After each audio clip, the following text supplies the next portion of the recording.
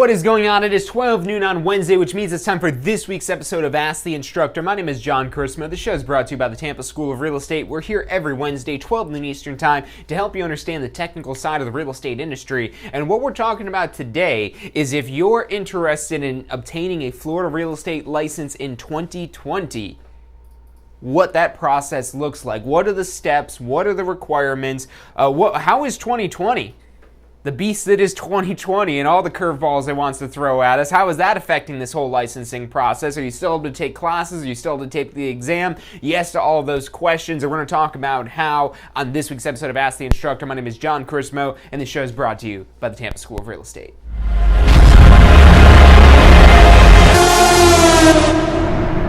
You are watching Ask the Instructor. Absorb the knowledge. Become the expert.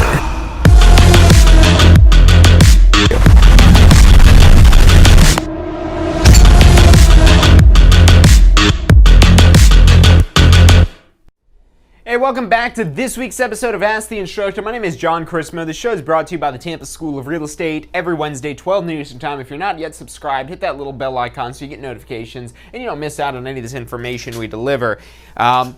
What we're talking about today is pretty basic in the sense that if this is information that pertains to you, you probably don't even have a real estate license yet. And there's so much information to learn about real estate, especially if you've been watching any of our Success Center videos that we do every Wednesday and Friday, Ask the Instructor State of Real Estate. We're always talking about these topics that are going to help you grow and develop your real estate career. But sometimes you just need that little piece of information to help you get started. So let's first and foremost just go over the requirements to get a Florida real estate license. So number one, probably the thing out of this list that's probably the most out of your control is your age, that you've got to be at least 18 years old. You've got at least 18 years of age under your belt. Okay, that's check number one. Number two, a high school diploma or its equivalent.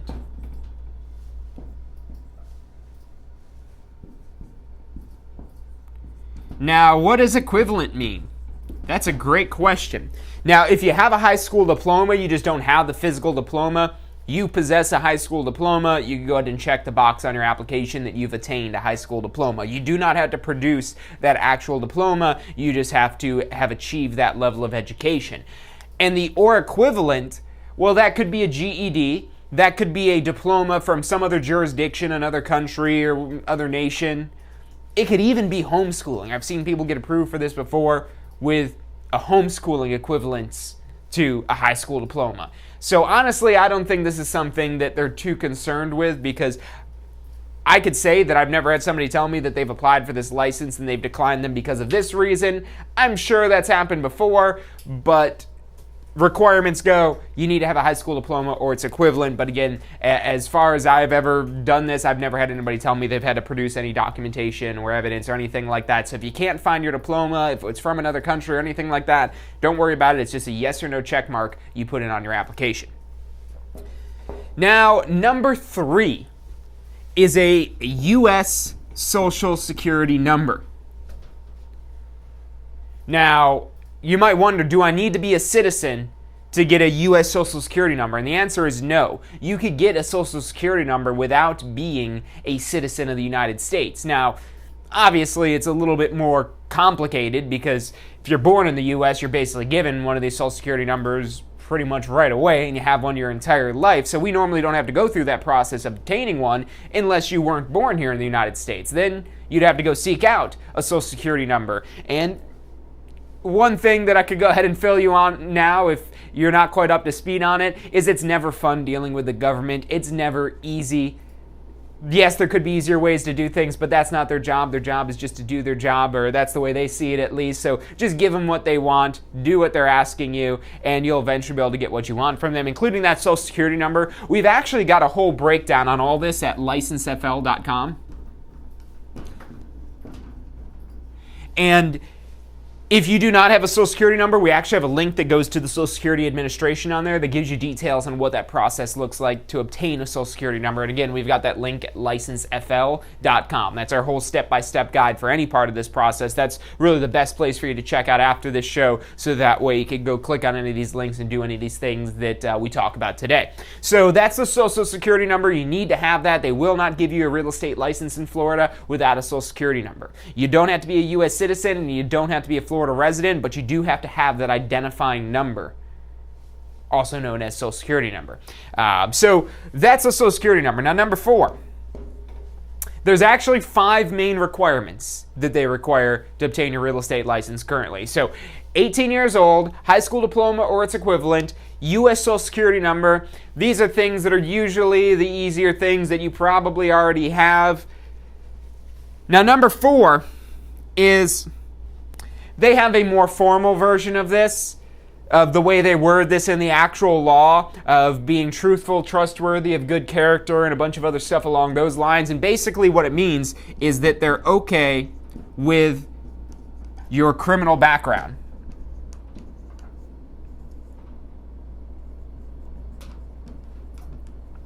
Now you might say, John, I don't have a criminal background. Well, great, you shouldn't have any issue getting your real estate license if you don't have a criminal background.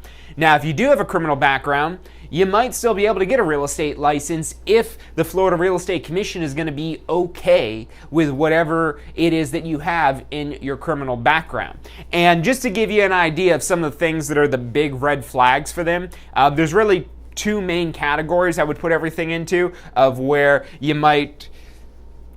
We've got an attorney that you can contact if you find yourself in one of these situations there. One of the things that, if you have a criminal background from a long time ago, usually most of the time they don't care about things a long time ago, because what the Florida Real Estate Commission is on record saying to applicants is that they've told applicants to apply again next year for somebody that had just got arrested like the previous year for like stealing something from a grocery store. We actually have an article that we linked to off of this License FL page that gives a little bit more background on what it's like to try to obtain a real estate license with a criminal background. And ultimately, if it is something that's more recent, or if it's something that they're more concerned with, and those more concerning type of crimes, that's going to be things... mainly money-related crimes, or like theft, larceny, stealing type of crimes, basically. Because as a real estate professional, we're responsible for the biggest purchase of people's lives, or the biggest sale of people's lives. So there's a lot of money that could be potentially squandered by parties if they have access to that. So if you have a history of that, that's going to be, again, where the Florida Real Estate Commission, you're going to have to be really convincing and compelling to them, and I would recommend contacting that attorney we've got linked at that License FL link. Now, if you don't have a criminal background, you don't necessarily have to worry about this one. Like I said, if you do, you probably still can get a real estate license if there's been enough time that's gone by, and also if it's a crime that they're not too concerned with. If you've got like a DUI or something like that, that's not something I've ever seen the Florida Real Estate Commission be concerned with for a DUI. Now, that is something that will have to be disclosed on your application. So like I said, not that you don't have a criminal background, but that the Florida Real Estate Commission is okay with your criminal background. So any sort of criminal background or anything like that, that has to go on your application. And then the last one, number 5, the law says be competent and qualified, which basically means that you pass the course and exam.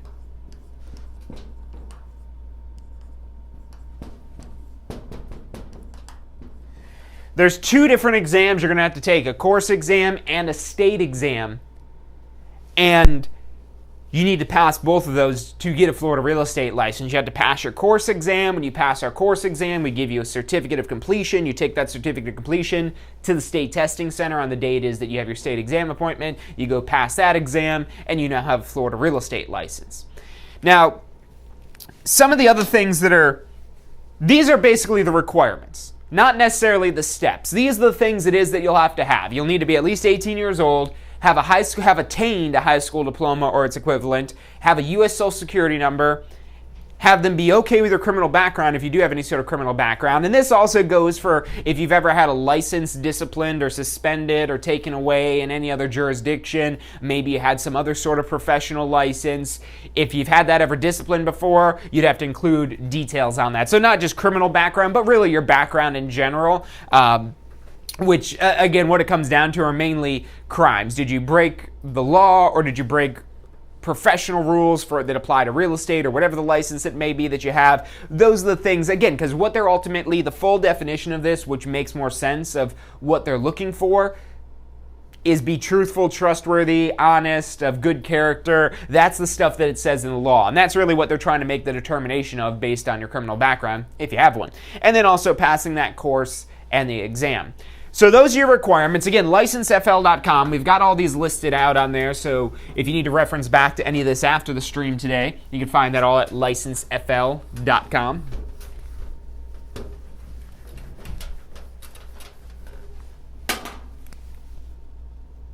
But now let's go ahead and talk about the steps and what that process looks like. So step number 1 is to enroll in pre-licensing. You can't get a Florida real estate license without satisfying the Florida Real Estate Commission's pre-licensing requirement. And you either have to satisfy that requirement by either taking the course or being an attorney in good standing with the Florida Bar or having a 4-year degree in real estate. Otherwise, you have to take the course and pass the course exam. So for most of us, you have to take the course, pass the course exam. So that's step number 1, enroll in the pre-licensing course. Now, why is this step number 1 compared to the other steps here? This is step number 1 because in your course, we guide you through this process. If you take one of our classroom courses with us, we actually have a fingerprinting company that comes in to help you with the fingerprinting and that application process. If you're doing it as part of our live stream, we give you a link to an at-home kit it is that you could order from a fingerprinting vendor. So we walk you through this process because you're all in the same boat. Every single person in this pre-licensing course needs to do fingerprints, needs to do an application, and needs to pass the state exam. So you all need the exact same thing, which is why we include that as part of the course and we walk you through that. We try to, again, make that as simple and easy as possible. But that's why you want to take your pre-licensing course first and foremost, and that really is the most time-consuming out of this whole process. This is the one where you're required a certain amount of hours in this pre-licensing course. You're required to spend time essentially in this there, whereas the application, that takes like 5-10 minutes to do. The fingerprints, 5-10 minutes to do. The state exam, you get 3.5 hours to do it, but if you only take it once, you're only spending however much time it is you took that exam in there. So where you're spending most of the time, guaranteed, is in the pre-licensing course. I mean, unless you end up taking the state exam like 12 or 13 times, this is where you're going to spend most of your time. And if you do spend most of your time here, you're not going to take the exam 12 or 13 times because it's an exam of, do you know the material? Do you know the information? Not an exam of how smart you are. And we're going to talk about that in a second. But that's number 1, enroll in pre-licensing. Now, step number 2 is fingerprints. Now, you need to get fingerprinted to get a Florida real estate license, even if you've been fingerprinted before. Even if you just got fingerprinted yesterday, if it wasn't for a real estate license, you'll have to get another set of fingerprints sent in specifically for the real estate license. There's a law that they can't share your fingerprints between departments. So that means every time you want to apply for a new profession or a professional license, if it's a different profession, you need a new set of fingerprints. So you'll have to get fingerprinted. And the purpose of the fingerprints is part of that background check, the criminal background check. Now, like I said, on your application, which that's going to be step number 3, on your application, you're going to have to disclose any criminal background it is that you have, because if you don't, and then they go find it when they run the background check based off your fingerprints, and not just based off of your name, but your fingerprints. So even if you change your name, there's no escaping what they're going to find under your fingerprints in that criminal background check. And so that's why you need to make sure you disclose everything fully in the application, because that's also your opportunity to include any supporting documentation, letters, whatever the case may be, that, again, if you do have some sort of criminal background, you definitely want to make your case to the Florida Real Estate Commission why you're not a criminal anymore. Because if you have a criminal background, they might assume that your past predicts your future, which they actually do a pretty good job of doing that. And that's why, again, they say, hey, look, just apply next year, because they, as far as I could tell from watching their meetings, they do believe in time healing all, basically. I think that might even been the phrase it is that they said, is that time heals all wounds or something like that. So, look, even if you've had a bad past before, it doesn't mean you can't get a real estate license. But you're going to have a harder time getting a real estate license than somebody that doesn't have any criminal background, just from the paperwork and documentation requirement alone. But again, that paperwork and documentation, again, that does give you an opportunity to provide the full story as opposed to just what's going to be found in that background check. So, fingerprinting, application, and what we usually recommend is doing this while you're in the course, because then you could go ahead and take your end of course exam once you complete the course.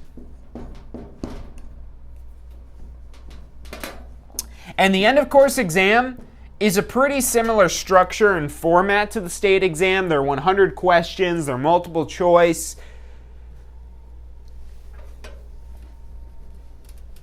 But the end of course exam ultimately has a smaller bank of questions that it pulls from. Any pre-licensing course only has 200 different questions for end of course exams. The Florida Real Estate Commission will only approve 200 questions for each course. They don't approve anything more because they figure 200 is all you need. One for one exam and one for a second version of the exam here. So this end of course exam, there's waiting periods and things like that if you don't pass it, and that comes down to just because they don't have an endless supply of questions that they can continue to give you, because they'll only approve so many questions for the course. And basically they say if you don't pass that course after 2 attempts, you have to retake the course again. With Tampa School Real Estate and our retake guarantee, we don't charge you as long as you're within a year for all of that. Look, call us up. We're here to help you get through and pass this whole thing. We're not here to kind of stand in your way out of all this. We are your friend. We are your ally going through this process here. We want to try to make this as easy as possible for you. So don't even think about the failing and not passing the exam. That's negative thinking. That's only going to slow you down and cause you to second guess and question everything it is that you know. But anyways, end of course exam. And then finally, step number 5 is your state exam. And I should actually throw in one other step here too. Let's squeeze it up here. Because after your application is approved, then you're able to schedule your state.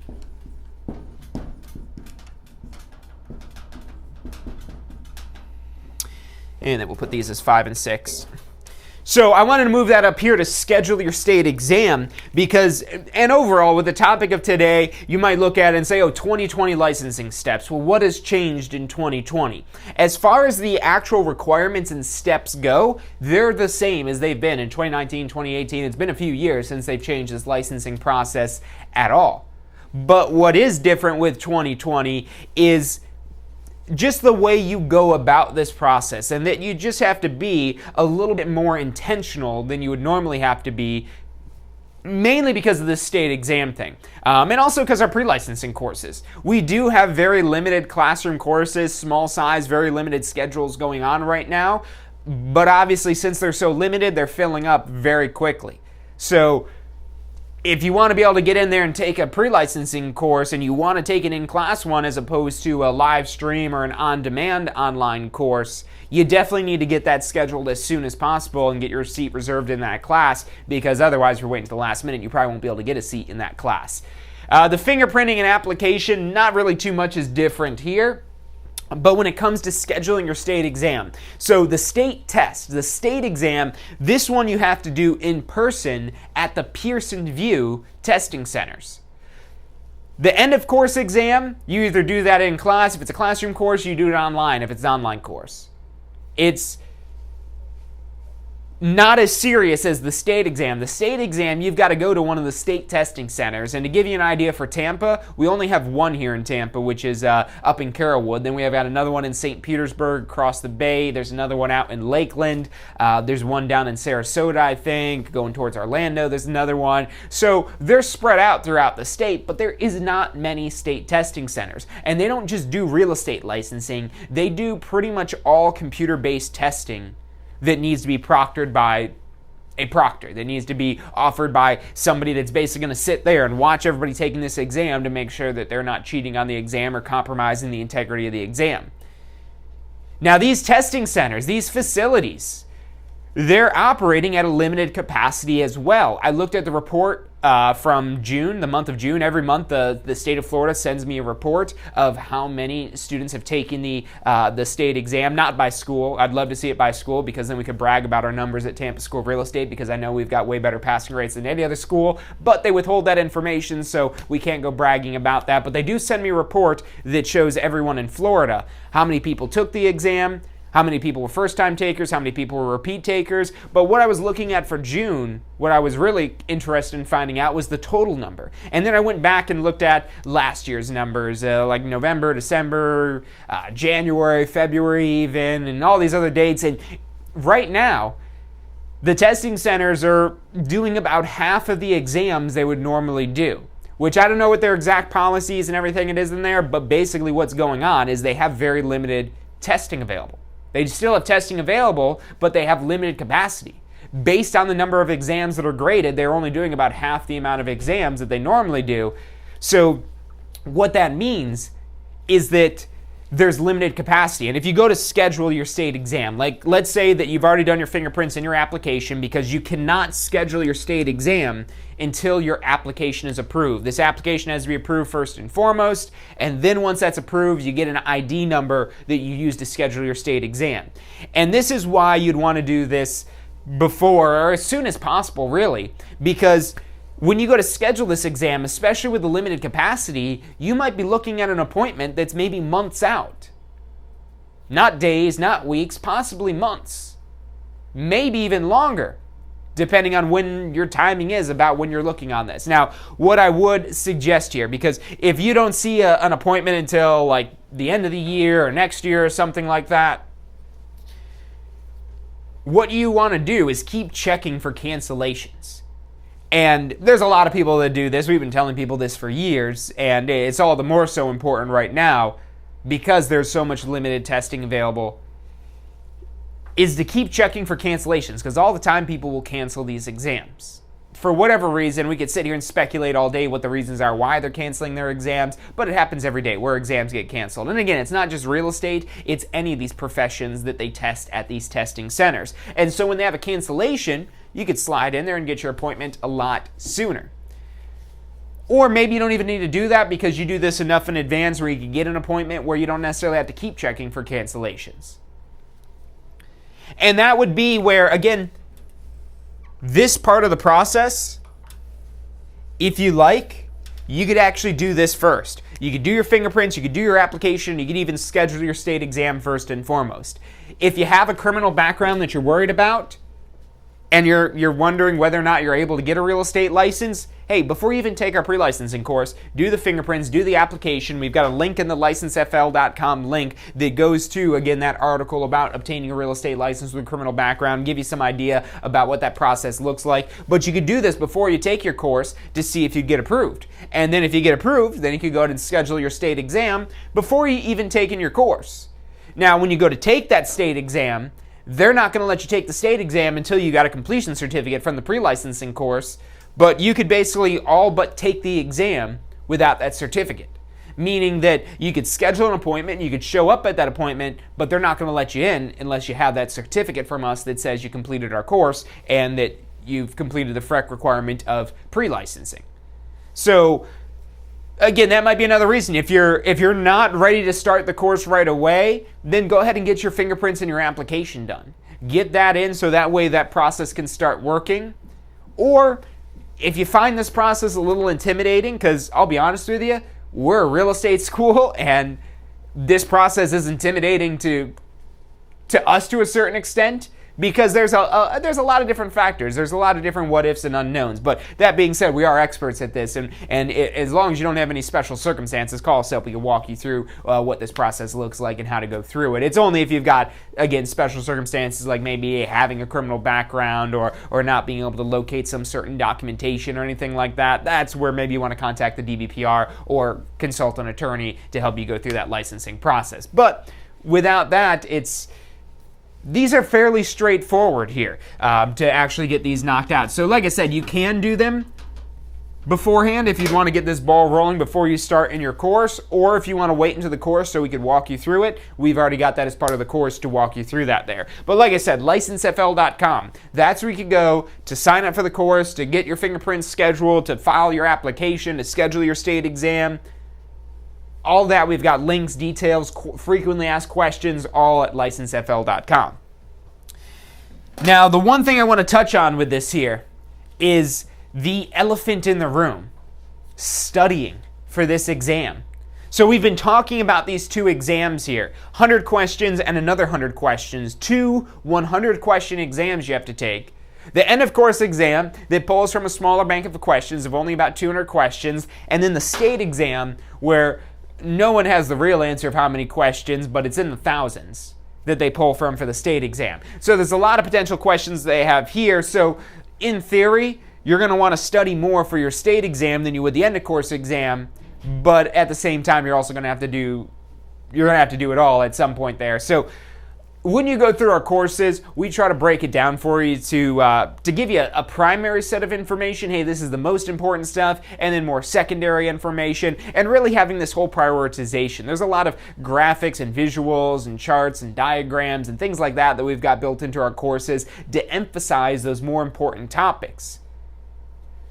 One of the things that's extremely important to remember as you try to go through this process and pass these exams is they do not want to make sure that you know everything.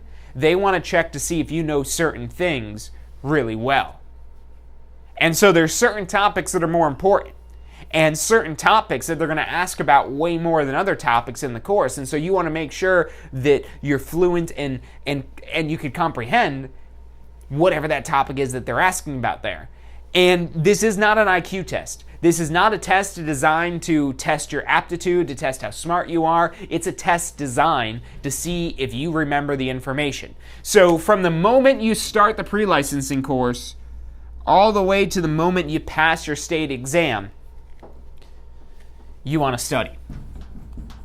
Now, when I say study, I don't mean that you're spending hours on end every single day studying. You don't need to do that for this, as long as you don't wait till the last minute. If you wait till the last minute, then you're going to have to spend all day cramming this stuff in and basically relearning it. Or, if rather than you just wait until right before your exam to try to cram all this stuff in, you spend a little time every single day. And trust me, this is easier said than done. I know that. I know it's hard to make something a habit. But if you do that, you know the phrase, if you don't use it, you lose it. So studying daily. This ensures that you're constantly using this information. And even if you are not studying everything, our mind is very associative. So when we remember one thing, there's a bunch of other memories that are connected to that one thing. And when we pull that one thing to the forefront, it pulls up all these other memories and it keeps those all locked in and keeps us from forgetting them. So the studying, you want to do that on a daily basis, not just one time, not once a week, every day. And look, if you miss a day, okay, but don't miss more than a day. You miss 2 days, well, now you're making a habit out of not studying as opposed to making a habit of studying. So if you do miss a day, make sure it's not more than a day, but really don't miss any days. And when I say studying, again, I don't mean hours and hours and hours on end every single day. I mean, this might just be 10 minutes. Maybe 20 minutes, maybe 30 minutes. Which doesn't sound like a lot, but when you add that up across weeks or months, yeah, that adds up to a lot of time spent reviewing this information. And guess what? It's really easy to do, especially if you're only spending 10 minutes a day. Would you rather spend 10 minutes a day, or would you rather spend an entire weekend?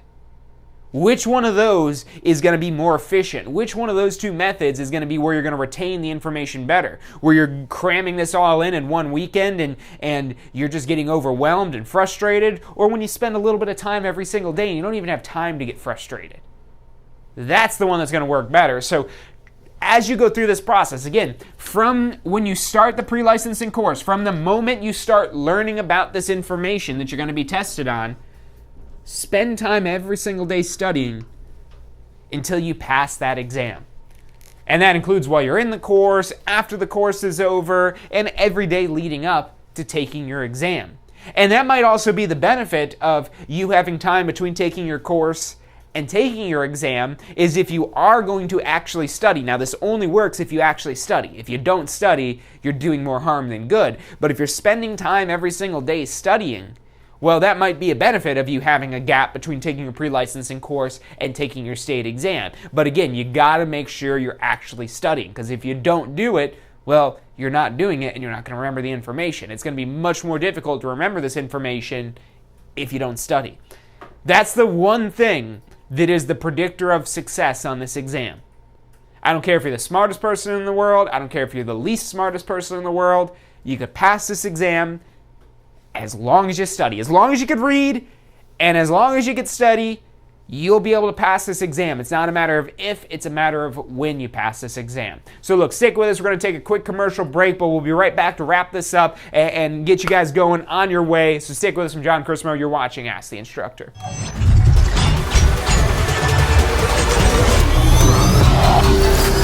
The most powerful tool to study for your real estate exam is the Question Simulator from Tampa School of Real Estate. We've used our years of experience in preparing students for the Florida real estate exam to bring you the most powerful exam study tool available. In the Question Simulator, you'll be able to go directly to a particular unit so you can focus on the sections where you need the most practice. We have also included the percentages of each unit so you know which units are the most important for your real estate exam. Every question will immediately give you detailed feedback, which is almost always more important than the question or the answer themselves. After completing all the questions in a particular unit, you can go through question by question and review any that you've gotten wrong. You could also print out a report at the end of each quiz. The Question Simulator from Tampa School of Real Estate is 100% mobile compatible, so you can practice with test questions anywhere you have your phone with you. Enroll now at questionsimulator.com and get ready to pass your exam.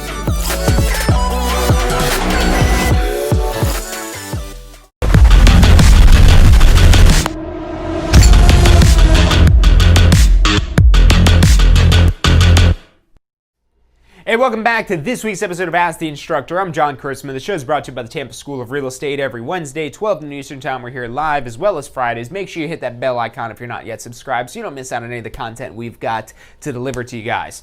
So what we're talking about today are the licensing steps in 2020. And like I said, there's not any difference to the requirements. There's not any difference to the steps other than how you go about them. And really the biggest issue is just the limited capacity for the state exams as well as limited capacity for courses. Now, if you're not taking a in-class course, if you're doing one of our live stream courses or you're doing one of our on-demand courses that are online, those ones, you don't necessarily have to worry about that capacity issue as much there. We're open 24/7 when it comes to our online on-demand courses that you could take them basically around the clock.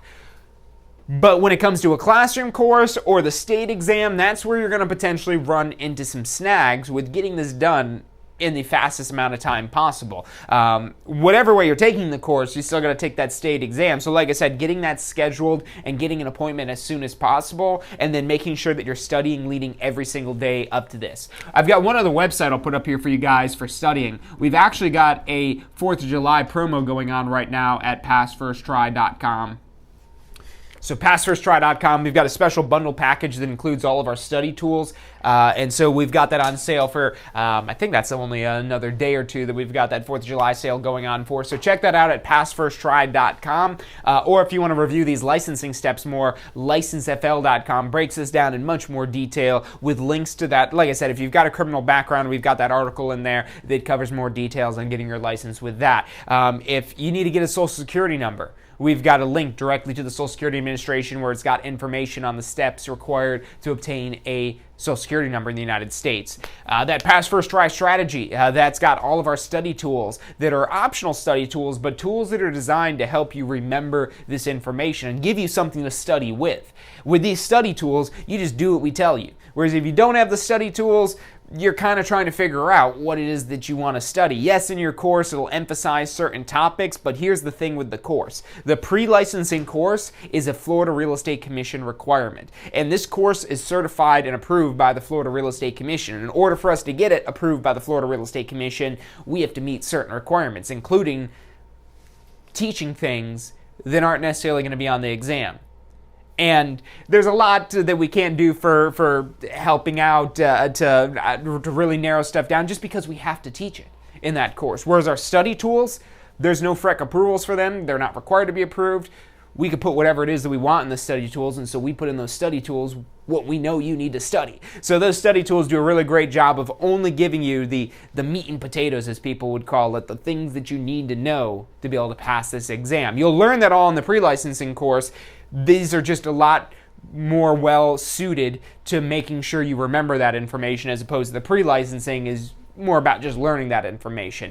It's one thing to learn it, it's another thing to remember it. However you study, whether you use our study tools or you study using the materials you already get in your pre-licensing course, don't discount that studying. You need to do studying. And again, doing it on a daily basis. If you could do more than 10 minutes, fantastic. But at the very least, try to do 10 minutes a day. And when you make a habit out of this, it's extremely powerful, and it's going to be hard to forget this information once you develop a powerful habit out of daily studying. So that's my tip for you guys there. Like I said, the big thing with this is get the ball rolling on this. Get enrolled in the pre-licensing course so that way you can start this process, because the more time it is that you wait for this, the more time you're going to put between right now and whatever it is that you want to gain from having a real estate license. Whether you're looking to start your own business, you just want to earn some extra income in addition to your current job, whether you're looking to be an investor yourself and you want to increase your return on investment through having a real estate license, or maybe you're just wanting to learn more about real estate, whatever the reason may be that you're taking that course, get enrolled in it, because you not enrolling in it is only putting off what it is that you want and desire. This course, it's like $297 for it, or even a little bit cheaper if you do one of our online on-demand courses.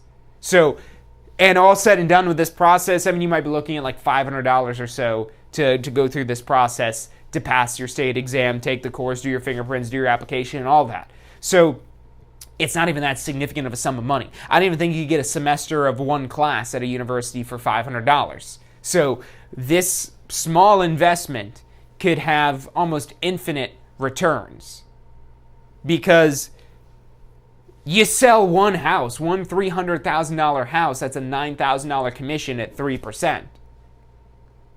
And that's just one property. And that could be your own property even. You're buying a house, that $300,000 sale price, if there's already a pre-negotiated 3% commission, there's $9,000 there waiting for you to get paid, to pay yourself, to sell yourself this house. You just need a real estate license in order to tap into that money. So, licensefl.com, passfirsttry.com, or give us a call, 813-333-2676. Again, that's 813-333-2676. We've got advisors standing by to answer any questions you have, assist you any way it is that they can. We're the experts at this licensing process here. There's not many questions you could ask us that we wouldn't know the answer to, and then we don't know the answer to, we know who to direct you to get you that answer. So call us up, 813-333-2676. Let us help you start your real estate career. Or if you've already got your license, you need to do your post-licensing or any continuing education, or maybe you're ready to upgrade to a broker license, or whatever the case may be, or maybe you're brand new and you're wondering what all those things are. Call us up, 813-333-2676. We're here to help. Look, that's all the time we've got for today. If you've enjoyed today's episode, if you've liked today's show, if it's giving you any sort of value, something it is that you just like it, hit that little thumbs up button for us, because that's what lets us know. If you don't like it, then don't hit that thumbs up button, because you're going to skew the whole thing. So if you don't like today, don't hit the thumbs up button. But if you did like today, hit that thumbs up button so we know what topics you guys want to hear more about. And if you really liked it, this one's for you. Hit that bell icon so you get notifications whenever it is that we go live. But hey, look, other than that, that's all the time we've got for today. That's all I've got for you guys. Thank you for tuning in, and I'll see you on Friday for State of Real Estate.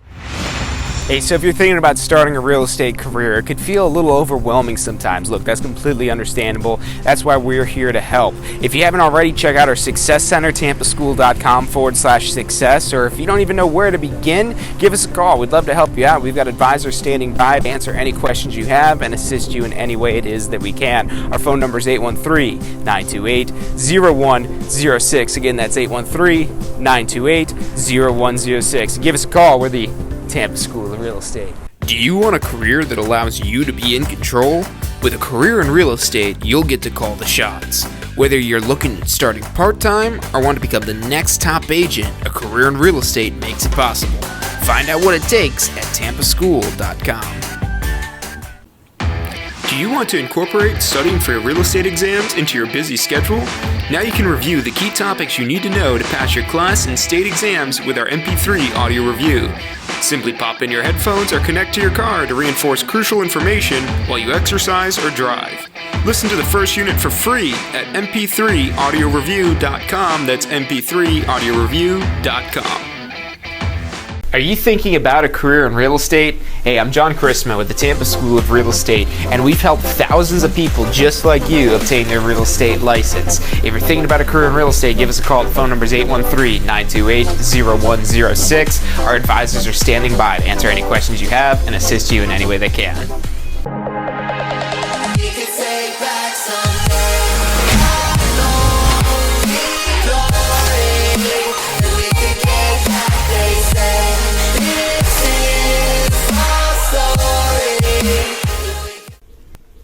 Hey, if you're enjoying the show today, which I'm sure you are, be sure to hit like, subscribe, post your comments, share with your friends and family. Thank you guys so much for watching.